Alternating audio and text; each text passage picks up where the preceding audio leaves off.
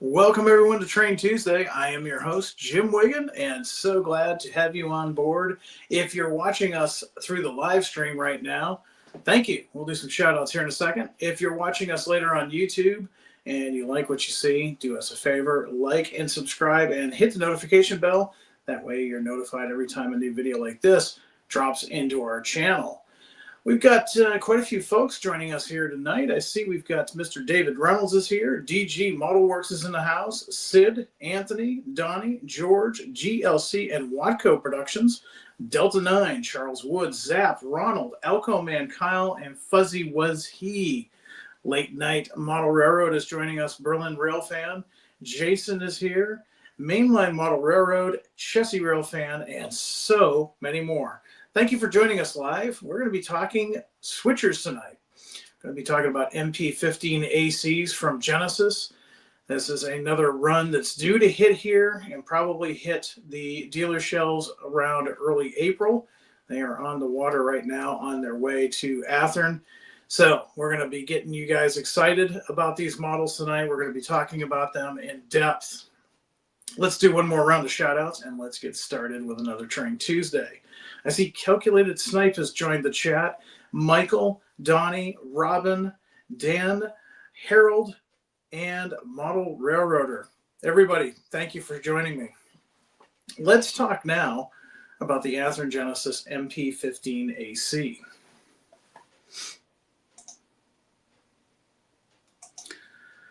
Now, the EMD MP15, it's a light road switcher that was built between 1974 and 1980. Now, it did come in two designs. There was the MP15 DC as well as the MP15 AC, which will be the subject of tonight's episode.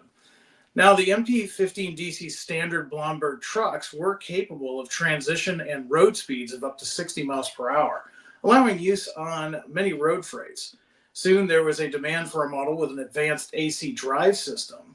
Now the MP15AC replaced the MP15DC's DC generator with an alternating producing AC power, which was then converted to DC for the traction motors with a silicon rectifier.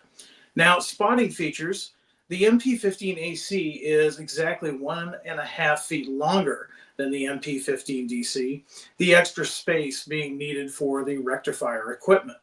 Now, the alternator rectifier combination is much more reliable than a generator, and this equipment became the standard for new diesel-electric locomotive designs. Now, the MP15AC is easily distinguished from the DC models. Instead of the front-mounted radiator intake and belt-driven fan used on previous EMD switchers, these have intakes on the lower forward nose sides and electric fans. Side intakes allow the unit to take cooler air in, and the electric fans improved a serious reliability issue found in the earlier DC versions. Now, in the early 1970s, railroads were starting to convert to AC power. The six largest buyers: Milwaukee Road with 64, Southern Pacific with 58, Seaboard Coastline with 45, MDM with 25, Long Island with 23, and Louisville and Nashville with 10. All were buying AC road locomotives, and 36 more units were sold to 8 other customers. So there's a brief review of the MP15AC. The nice thing about these locomotives is a lot of them would end up on smaller short lines later on. And if you had a branch line or a short line, these were a great combination of road switcher as well as regular switcher. In fact, a lot of them were used in branch line service. Now we're going to talk about the ones that are due to arrive in dealer shelves in the next few weeks. We're going to start tonight with talking about the Union Pacific. So a little bit of background on these. Through the years, through the mergers and lease agreements, Union Pacific acquired quite a few MP15ACs. And by 2010, the paint on these locomotives was showing its age. UP started to repaint many of these locomotives. They added barrier stripes on the ends, added yellow frame stripes, and used a smaller lettering font size. Many can still be found operating around yards and terminals. Now we're offering two here for you that are going to be in stock soon, and they've all got their own little features. But let's talk about the general features between these road numbers. So first up, we've got 1463. This is a 2013 era, so it's a yellow stripe. This is going to have the newer Union Pacific yellow scheme with the frame stripe. Now remember, these do have ground lights. You're not going to be able to see them tonight just because there's a little bit too much studio lights, but there are ground lights on these models. And these are going to have road number specific features. Remember, these all ended up from some other place. These are also going to have cab mounted AC, as you can see here, and front and rear ditch lights. I know you ditch lights guys are always wanting to know if those are included. Well, with this guy here, they are indeed. Now keep track of the subtle differences here, because when we go to 1488, this is the 2016 era, we see some subtle changes. Did you notice something with the brake wheel? The previous was a brake wheel. This one is a brake ratchet. It too has the newer Union Pacific scheme with the yellow stripe. It too is going to have ground lights. And it's going to have some road number specific features, like what we were just talking about, the ratchet versus the wheel. They're going to also, this one's going to also have the cab mounted AC, and of course, front and rear ditch lights. You'll also notice this one's got the baby wings on the nose, whereas the other one did not. Now, I see some questions out there while I'm talking. No, these are not available in N-scale. These are Athearn Genesis only, as seen on your screen there. These are not available in N-scale. So next we're going to go with Southern Pacific. We did 3 road numbers for Southern Pacific. These, we're going to go back to the 1970s. So if you're a Southern Pacific fan and you're modeling the mid to late 1970s, you're going to want to take note of these. These were for SP when SP was looking for a heavier road switching alternative. Now, SP turned to EMD in 1975 for 58 of the MP15ACs to add to their roster. Now, a small batch, 2732 through 2735, were used as slug mothers. They were mated to rebuilt EMD switcher slugs for use in Rossville, California. Many of them were absorbed into the UP at the time of the merger. After their tenure on the UP ended, quite a few of these found service with lease fleets and short lines, and many of them are still operating today. And we got 3 road numbers as they appeared in the mid-1970s. And we're going to start first with 2727, as seen on your screen here. Again, you're going to have ground lights. You're going to see these have the hood-mounted bell. Now, here's where they really get interesting. You have the SP-style cab number boards. You can see that on the cab there. Pretty distinctive spotting feature. They will also have the full SP light package on both ends, and I'll demonstrate that later tonight. These come with the Nathan P3 horn, and this has a large fuel tank. Now, these can be purchased through your dealer in the next few weeks. If you pre-ordered them, you might have already gotten a phone call from your dealer. Probably not, because they're still out a couple of weeks yet. But soon you'll be getting a call from your dealer if you pre-ordered them. If you did not, I highly suggest after watching this program, talk to your dealer. These will probably go relatively fast. These are available with DCC ready with a 21-pin NEM connector, so you can add the sound board of your choice. They do not include speakers, however, so you're going to have to remember that. If you go with the sound equipped versions, they're coming with the Tsunami 2 by Soundtrax. So there's 2 different versions for you. You've got the Soundtrax Tsunami 2 equipped with sound and DCC, or DCC ready. Now the second unit in our 1975 era Southern Pacific is 2734. Again, some of the same features that we saw in the previous version, these are based as when they were basically essentially new when they were delivered to the Southern Pacific. Again, those lighting features, if you go with the Tsunami 2, those lighting features for the SP light package do work. They do function. And then finally, 2751. So you've got 3 versions of the 1975 era delivered SP units with those spotting features.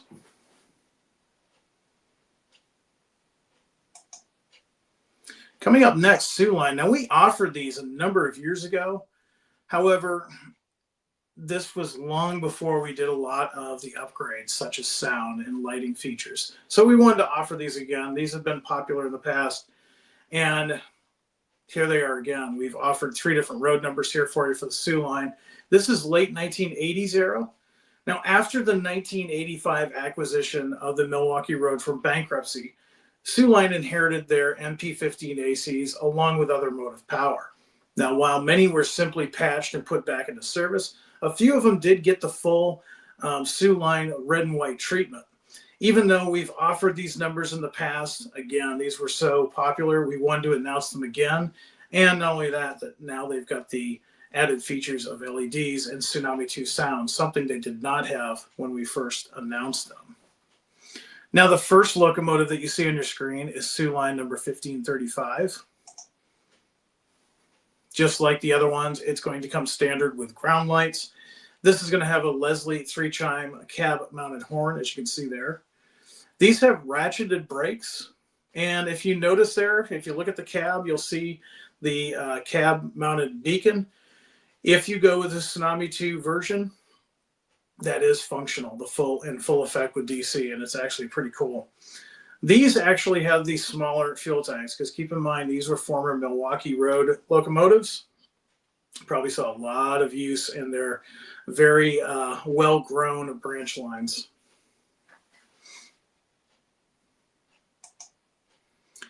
The second of the 3 numbers that we're offering is 1539. Again, all of those same features. And then finally, 1558. So again, if you're a Soo Line modeler and you're modeling the 1980s era, you're going to want to pick up probably all 3 of these. Again, the cab beacon lighting function does come standard with the Tsunami 2 equipped versions.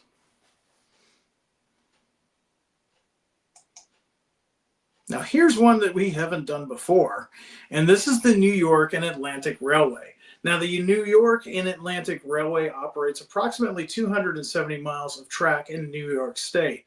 With a total of 14 locomotives, they operate a small fleet of former Long Island Railroad MP15AC switchers that are used for various tasks, including serving the lumber, plastic, food product, and waste recyclable industries. Now, even though this is a small outfit, they haul an average of over 30,000 carloads a year. That's quite a bit.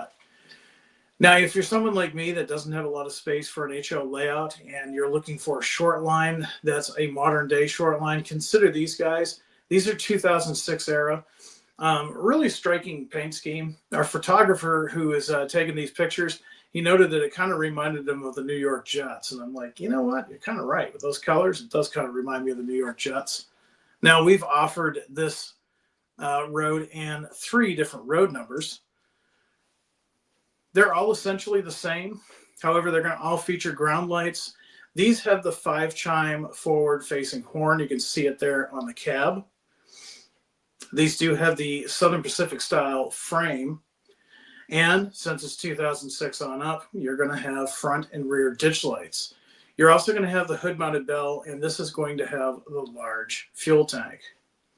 Now, again, these are the 2006 era, but you can always weather them and bring them up to today's standards if you like. They're considered a modern era locomotive. And again, if you're doing a shelf-style layout and you don't have a lot of room, here's a short line that you can consider.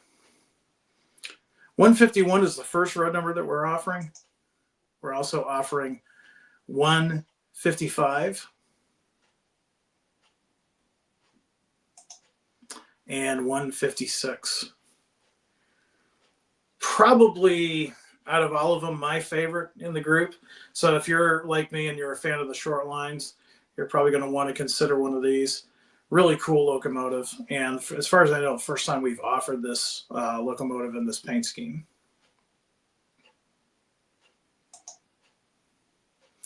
Now, if you're also someone like me with a small layout and maybe you just don't have a loyalty to a certain railroad, you can always consider these, the GATX locomotives. Now, GATX operates a fairly large lease fleet of locomotives to help service any railroad's needs. Think of them as a rental.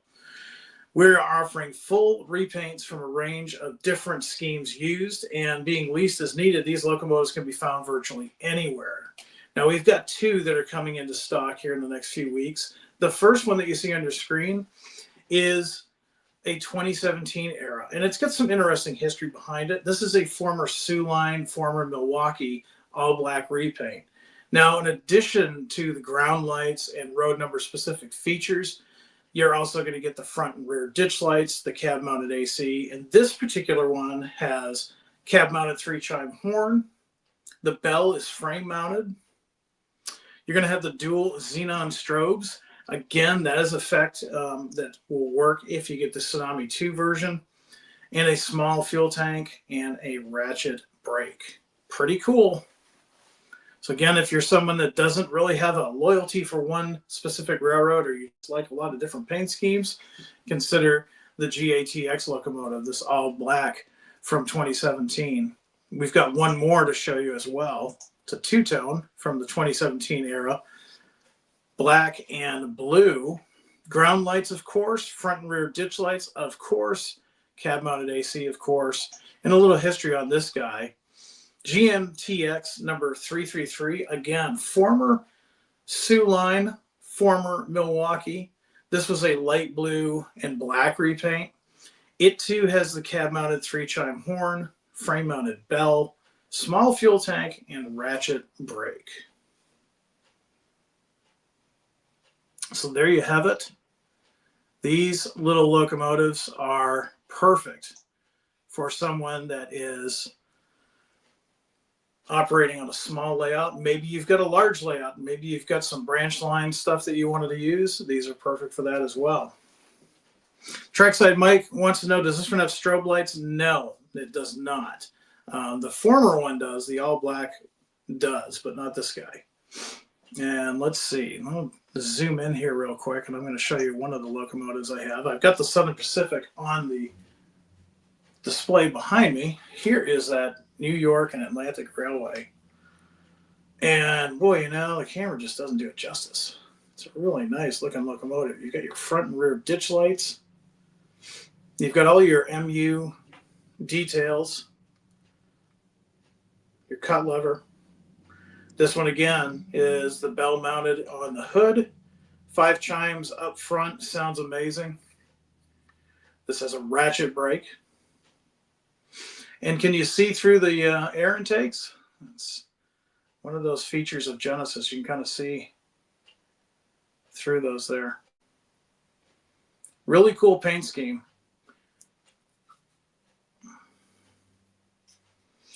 Three different road numbers for that particular road. So that may be something that you want to consider.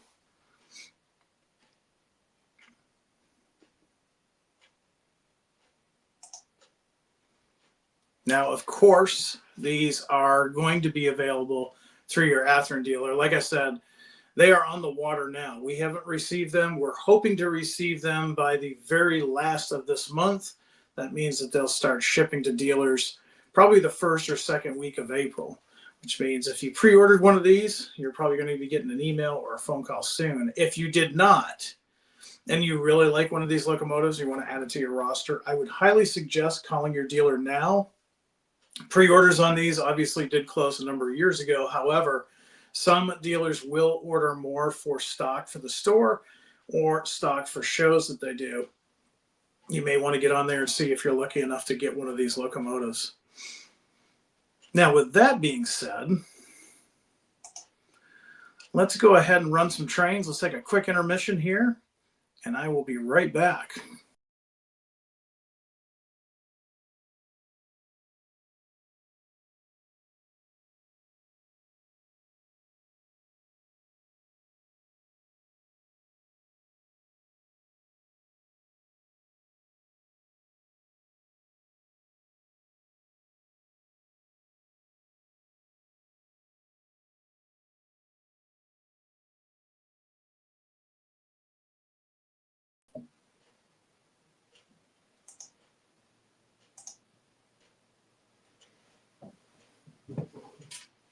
All right, let's go ahead and start this guy up. I've actually got him on now. I'm just going to hit the function number 8. So we got some sound there.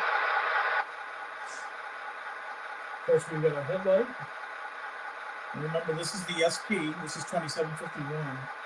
So we are going to have those lighting features. Function number 5. Oh, sorry, function number 6. There we go.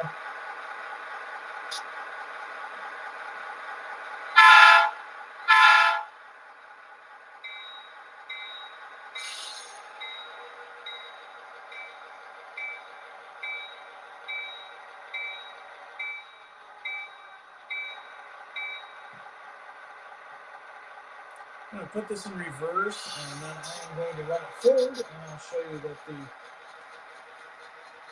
other SP lighting feature does indeed work.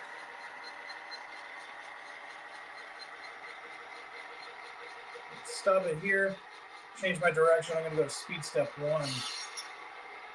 Again, if you have a small switching layout, this is going to be one that you're going to want. This is speed step 1.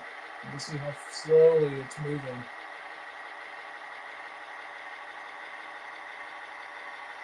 Turn it up a little bit. And watch the center of your screen there. We're going to put this in emergency. And there you got it. This is with the SP versions, of course.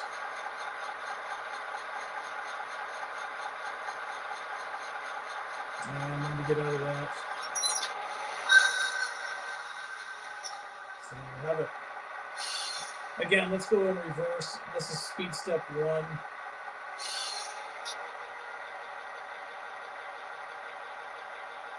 So again, if you've got a small, let's say you only have an 8-foot switching layout, this is definitely a good model for you to get. And if you don't have a, if you don't model the SP, if you don't model the Union Pacific, well, then you can definitely grab one of the GMTX versions.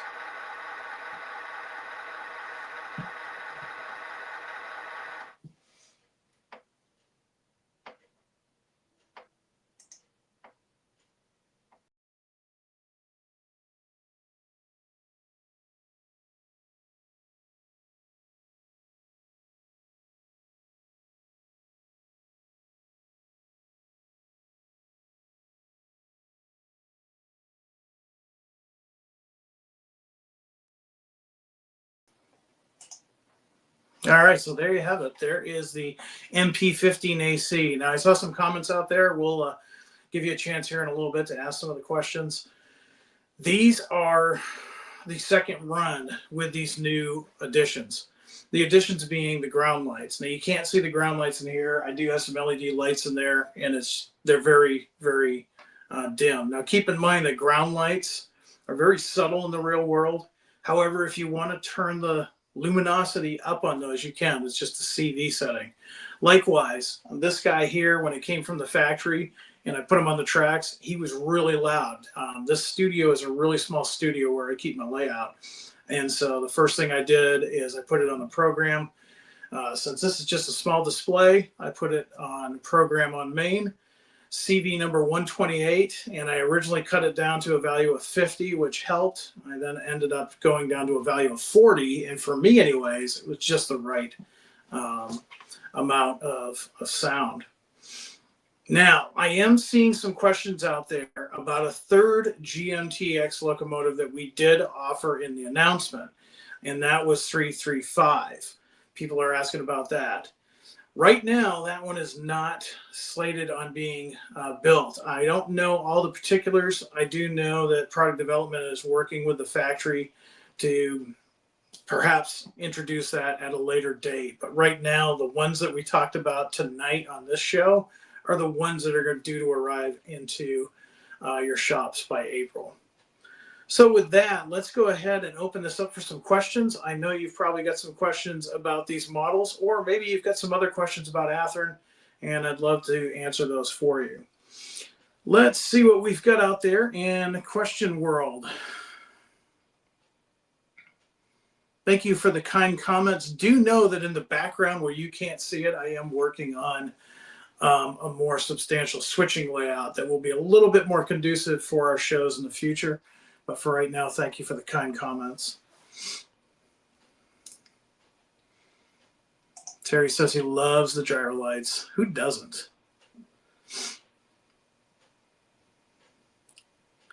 Let's see what else we've got. I thought I saw somebody say you've got a great question, and I'm trying to find that question. It was Sid. Sid wants to know any hints on Friday. Actually, I'm glad you brought that up, Sid. Typically, we would be doing new announcements this coming Friday. However, we're going to delay that 1 week. We're going to delay that into April. You'll see why in a few days. But as far as hints, I can still give you a hint. Trying to think of a good one, other than it's going to be some more locomotives. No Ohio Central, I can tell you that. Delta 9, thank you for that. That's a magnificent looking locomotive. Thank you. We spent, and when I say we, I mean product development spent a bunch of time researching these models. First of all, it had been a number of years since we had offered these, and so they were upgraded. When they were upgraded, PD upgraded them with a better motor and drive system. Some of the earlier ones were not quite as robust, we'll say. These new ones should be a much better system. And we added lighting features like the ground lights, front and rear ditch lights were applicable. Other little things like that, and plus, of course, sound. And since they're Genesis, they come with Tsunami 2, or if you want to put in your own, you can just get the DCC ready version. Let's see what else we've got going on. A lot of people asking about saying this is a really nice switcher. Rodney says, looks like he's going to be calling Spring Creek model trains. There you go. Spring Creek will be getting these as well as all of our other large dealers. Late Night Model Railroad, if you've not checked out his channel, I highly suggest it. As an amateur, and I do mean amateur woodworker, his videos are very inspiring. But he's saying, I will be honest, I had no interest in this run until I saw the black GATX unit. This is the ultimate small switching layout locomotive. I agree. It's perfect. I mean, probably next to this, the GP15 is probably my favorite for small switching layouts. Anthony says, I'm going to pick up the lease version. Yeah, that's probably, if I had an endless budget. And trust me, my wife does not care how much money I spend on trains. She knows I'm worse at spending than she thinks I am. I don't really spend a lot on trains. But if I could buy on every release, I'd probably either go with the lease units or that really cool Atlantic, New York and Atlantic. Either one of those would be really good.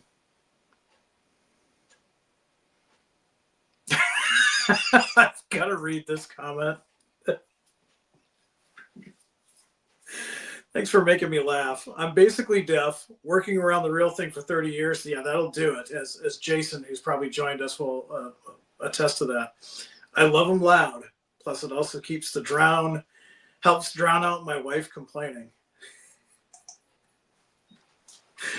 I don't have that problem. My wife is usually curious as to what I'm doing. She likes the stuff. Stephanie wants to know any Surfliner update. Not yet. I keep waiting. John in product development showed us some neat stuff at Amherst. I'm hoping here soon he's going to have some sneak pictures for me to post on social media, but stay tuned. We got over a rather large technical challenge, and I think we're in the clear. They should be produced this year. Christopher wants to know any update on the HO scale Genesis GATC 20K tank car. We've got some of those coming in. I believe it's going to be in July, and also the much anticipated Athearn Genesis N scale versions. Those should be in sometime around July or August. Looking forward to those. Mr. Reiner wants to know, Jim, are you bringing any new stickers for the Rocky Mountain Train Show in Denver? I've got bad news for you, Richard. Fortunately, I'm not going to make it this year. We are not going to that show this year. Hopefully, we'll be back next year, and if we are, we will probably bring some stickers. NSWLE says, sorry, I just joined, but will this be in Norfolk Southern? No. But if you like Norfolk Southern and you like the color black, we do have a GATX version in black, and it's a lease unit, and it'll work great with your Norfolk Southern units. So consider that. Anything chassis B&O related? Not here, not tonight.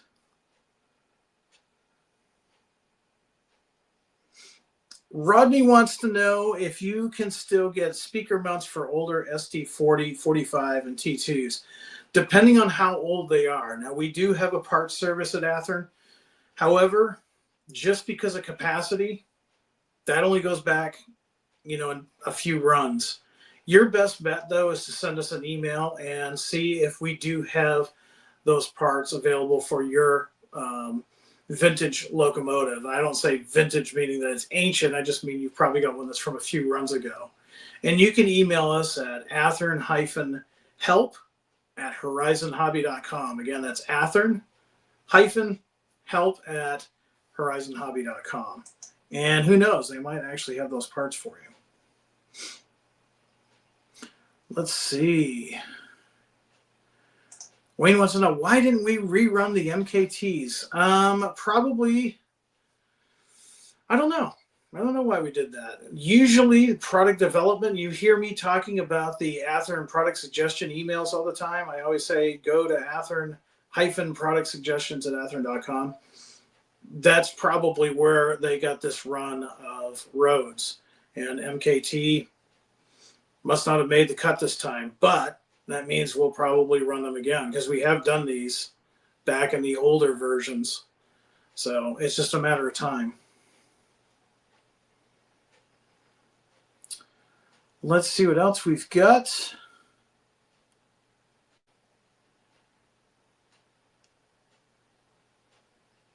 A lot of folks asking for MKT. So if you guys want to see some MKT, I highly suggest send us an email.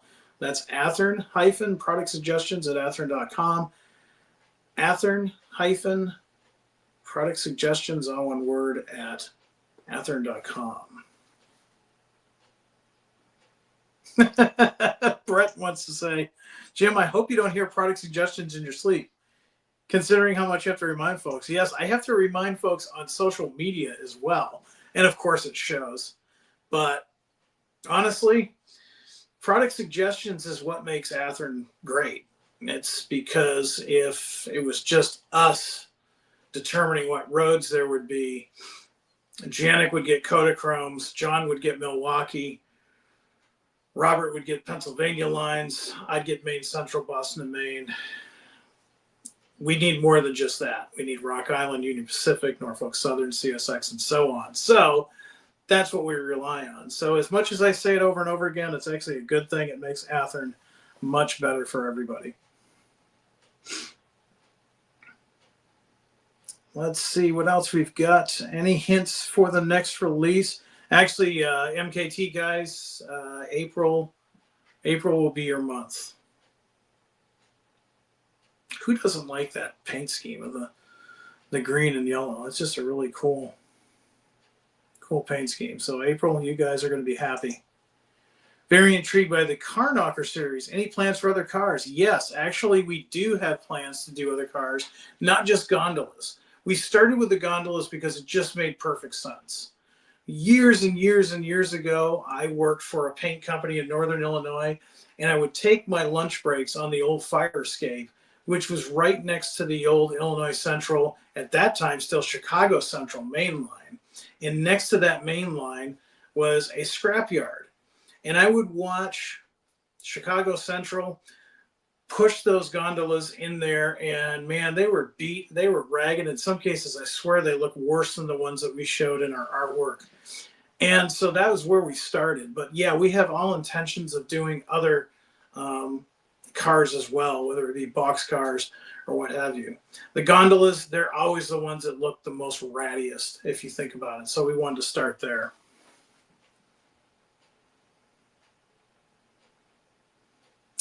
Richard, unfortunately, we won't have a booth there or anything. I won't be there. I'm sorry about that. And we're not going to have a booth, unfortunately.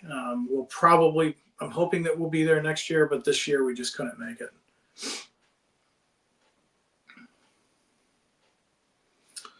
Let's see what else we've got here. Rodney's got some suggestions for us. Have you ever thought about doing Denver and Rio Grande SD9s, GP30s and 9s? Well, years ago, we did do some SD7s and SD9s. Those were back in the blue box days. Since then, there's been a couple of fine manufacturers that have stepped up and given the public readily available models of both of those, including the GP30 they speak of. Now, the thing about it is Athearn can't make it all, and neither can the other manufacturers. So what we try to do is we try to make the locomotives the other manufacturers aren't doing, so that way everybody's got a good distribution of models. So unfortunately, no, we don't have any plans of doing 7s, 9s, or 30s.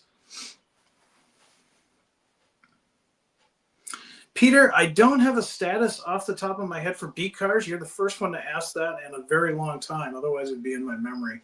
I do want to say they're still scheduled to come in before the end of the year. When, I'm going to lean towards November or so.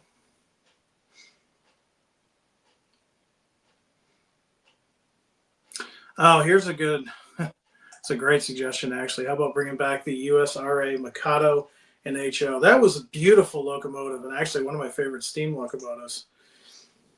That is something that we hope to address in the future. Now, right now, as you probably know, we've got a lot of irons in the fire, and we're still awaiting some of those big projects, Surfliners, California cars, just to name a few.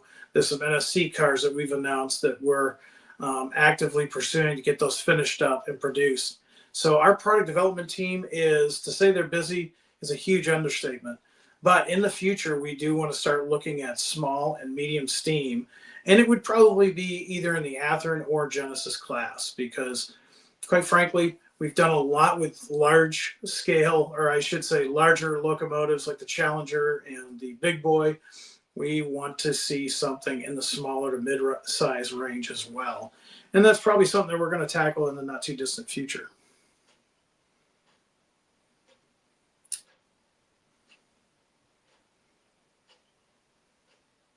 Sid wants to know, is Horizon Hobby or Athearn, or both, planning on being at my local airport for a model showcase in August? I don't know about that, Sid.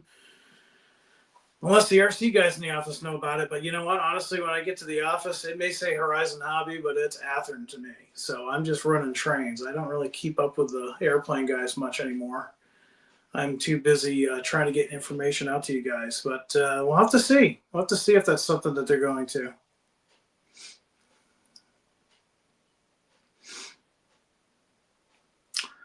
Good question. Are the GP40-2s on their way for April release? Not April release. They're going to be a little bit later. I know if you're like me, you hate it when I say they're going to be a little bit later. We're hoping around July or so we should start seeing those.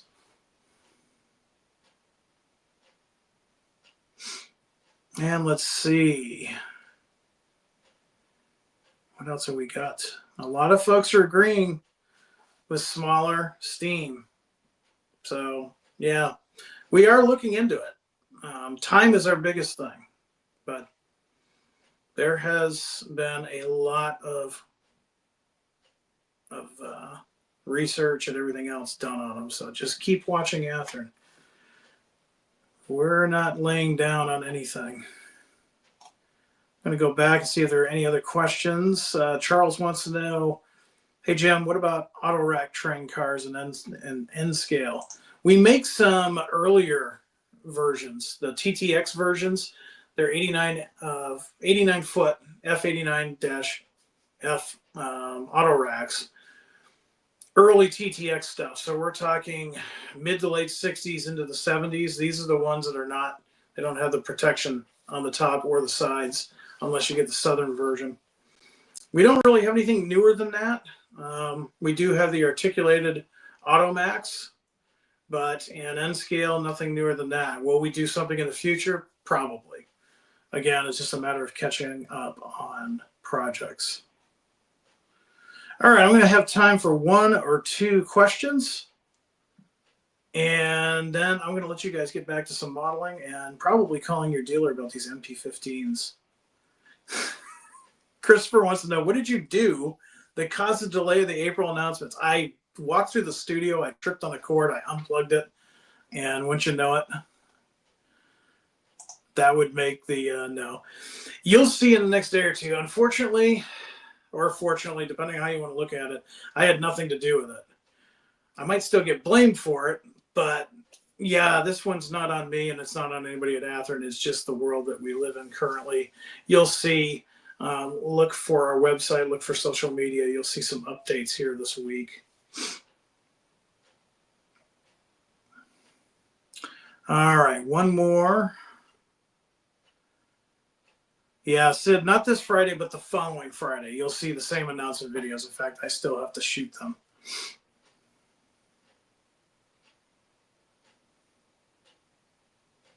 All right, one more question. Where can you get a shirt like mine? You can get a job with us. We're not hiring right now, but you know, if you were working with us, this is the shirt that you would get.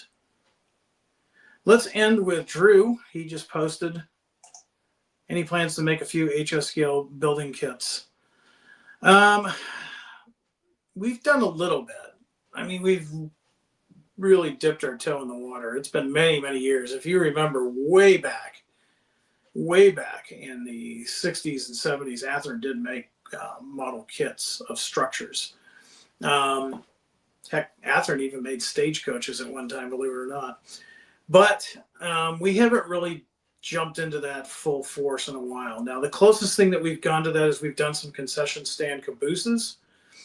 And John's been working on those. And there may be something similar to that. So you could kind of be a structure, but not a full-on structure like, say, a farmhouse or a station or anything like that. We feel that that's pretty well covered by other manufacturers, both in the small cottage industry all the way up to the larger manufacturers.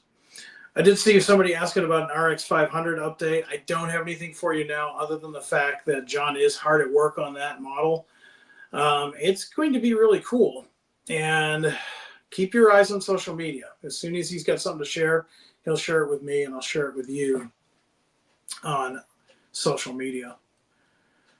All right, everyone. I want to thank you all for joining me. Don't forget these guys here. They're going to be coming in probably to your stores the second week of April or so. It just depends on how long they take to get from Athearn in central Illinois to wherever your hobby shop is or whatever online retailer you have. If you did not pre-order one of these and you want to get your hands on one of these, I highly suggest contacting your favorite retailer and putting your name in for one because they will go fast. And until next time, everyone, I want everybody out there to be happy, be healthy, be safe, do some good modeling, and above all, high greens. Until next time, take care, everyone.